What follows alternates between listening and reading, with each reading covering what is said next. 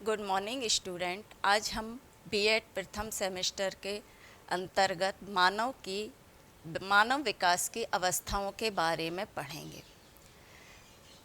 मानव विकास की अवस्थाओं के बारे में चर्चा करने से पहले हम विकास के बारे में जान लें। विकास से तात्पर्य होता है एक बालक का शारीरिक, मानसिक, सामाजिक, संवेगात्मक एवं चारित्रिक विकास से होता है। मानव विकास की प्रमुख 4 अवस्थाएं होती हैं। पहली अवस्था शैशवावस्था, दूसरी अवस्था बाल्यावस्था, तीसरी अवस्था किशोर और चौथी अवस्था होती है प्रौढ़ अवस्था। शैशवावस्था का जो समय होता है वो जन्म से लेकर 5 या 6 वर्ष तक का माना गया है। इस अवस्था को जीवन का निर्माण काल कहा जाता है। यह अवस्था भावी जीवन की आधारशिला भी मानी गई है। फ्राइड ने कहा भी है कि एक बालक को जो कुछ भी बनना होता है वह 4-5 वर्षों में बन जाता है। अब इसकी विशेषताओं को हम समझेंगे। पहली विशेषता होती है शारीरिक विकास की तीव्रता। तो इस अवस्था में शारीरिक विकास जो है बहुत तीव्र गति से होता है। इस अवस्था में दूसरों पर निर्भरता का गुण भी हमें दिखाई दे, क्योंकि प्रत्येक छोटा सा जो बच्चा होता है या शिशु बालक होता है वह पूर्ण रूप से अपने छोटी छोटी आवश्यकताओं के लिए अपने माता पिता पर निर्भर रहता है। इस अवस्था में सीखने की तीव्रता बहुत अधिक होती है। शिशु बालक हर चीज़ को सीखना चाहता है। आप जैसा करोगे वह वैसा करने लगता है। अनुकरण करने की भी योग्यता इस अवस्था में हमें देखने को मिलती है। सबसे महत्वपूर्ण विशेषता होती शैशवावस्था की दोहराने की प्रवृत्ति। इस अवस्था में वो अपने भाई बहनों के विचारों को दोहराता है, अनुकरण करता है। साथ ही इस अवस्था में जो एक महत्वपूर्ण विशेषता मानी गई है नैतिकता का अभाव। इस अवस्था में बालक अच्छे बुरे का ज्ञान को नहीं समझता। वह सिर्फ ये जानता है कि उसे इन कार्यों को करने में आनंद की प्राप्ति होगी, चाहे वो कार्य अवांछनीय क्यों ना हो। दूसरी अवस्था होती है बाल्यावस्था। इसका समय होता है 6 से 12 वर्ष का। यह एक स्वर्णिम काल होता है। इस अवस्था को समझ पाना माता पिता के लिए बहुत ही कठिन होता है, क्योंकि इस अवस्था में बालक का सर्वांगीण विकास होता है और यह अवस्था उत्तम व्यक्तित्व के निर्माण की अवस्था भी मानी गई है। इसलिए फ्राइड ने इसे जीवन का अनोखा काल भी कहा है। इस अवस्था में शारीरिक और विकास और मानसिक विकास में स्थिरता हमें देखने को मिलती है।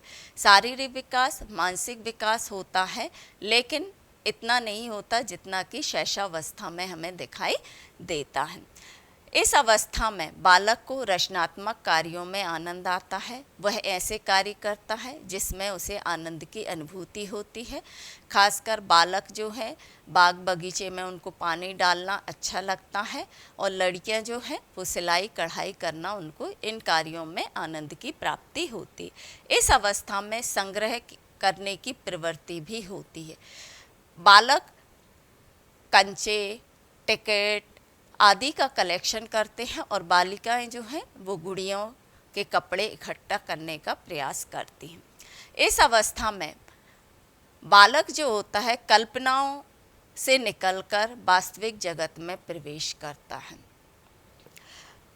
साथ ही इस अवस्था की जो प्रमुख विशेषता होती है निरुद्देश्य भ्रमण करने की होती है, अर्थात इस अवस्था में वह स्कूल से भागने की प्रवृत्ति भी दिखाई देती है। वह बिना कारण ही विद्यालय से भागकर बिना उद्देश्य के घूमने लगता है। जिज्ञासाएं तीव्र होती हैं। यहाँ पर वह शिशु के समान क्या से प्रश्न नहीं करता है, बल्कि क्यों और कैसे होता है इस तरह के प्रश्न पूछकर अपनी जिज्ञासाओं को शांत करना चाहता है। तीसरी अवस्था होती है किशोर अवस्था। किशोर अवस्था का समय काल जो होता है 12 से 13 वर्ष का होता है।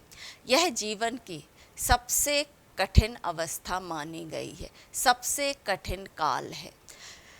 किलपैट्रिक ने कहा भी है कि इस बात में कोई मतभेद नहीं है कि किशोर अवस्था जीवन का सबसे कठिन काल होता है, क्योंकि इस अवस्था में बालकों की नसों में ज्वार उठने लगता है।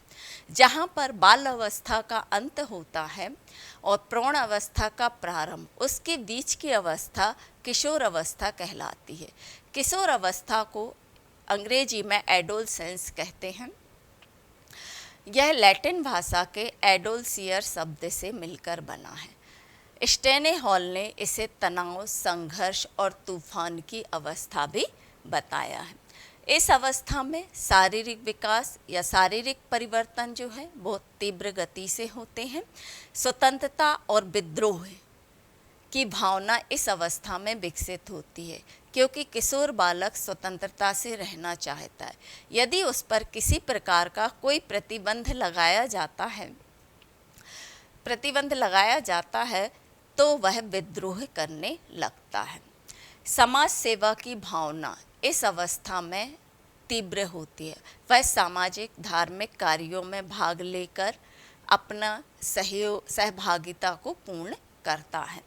व्यवसाय का चुनाव, इस समस्या का समाधान करने में उसे कठिन समस्या आती, क्योंकि इस अवस्था में आत्मनिर्भर बनने का गुण विकसित होता है। वह अपने पैरों पर खड़ा होना चाहता है, इसलिए उसे कौन सा व्यवसाय करना है, क्या करना है, उसके समक्ष ये बड़ी समस्या दिखाई देती है। समूह को महत्व देता है। अपने माता पिता से ज़्यादा वह जिस समूह में रहता है उस समूह के सदस्यों को सबसे अधिक महत्व देता है। ईश्वर और धर्म में किशोर अवस्था के प्रारंभ में उसका ईश्वर और धर्म में विश्वास नहीं होता है। धीरे धीरे उसका ईश्वर और धर्म में विश्वास होने लगता है। इस अवस्था में अपराध प्रवृत्ति भी जन्म लेती है, क्योंकि इस अवस्था में मित्र दोस्तों के साथ वो अपना समय ज़्यादा व्यतीत करता है, इसलिए वो गलत संगत में पड़कर अपराध को अपनाने लगता है। चौथी अवस्था होती है प्रौढ़ अवस्था। 18 वर्ष से ऊपर की अवस्था को हम प्रौढ़ अवस्था कहते हैं। इस अवस्था में चुनौतियों, सामाजिक समस्याओं के लिए वो पूर्ण रूप से सक्षम होता है। सामाजिक समस्याएं जो भी होती हैं उनका हल करने के लिए वो पूर्ण रूप से तैयार होता है। उत्तरदायित्व की भावना इस अवस्था में वो अपने उत्तरदायित्वों और कर्तव्यों को समझने लगता है। तर्क शक्ति का विकास होता है, साथ ही वह एक समाज का जिम्मेदार नागरिक के रूप में हमें दिखाई देता है। इस प्रकार मानव विकास की ये 4 अवस्थाएं होती हैं। मानव विकास की अवस्थाओं के बारे में जानना समझना हमारे लिए इसलिए आवश्यक होता है ताकि हम एक बालक के उत्तम व्यक्तित्व के निर्माण में अपना महत्वपूर्ण योगदान दे सकें।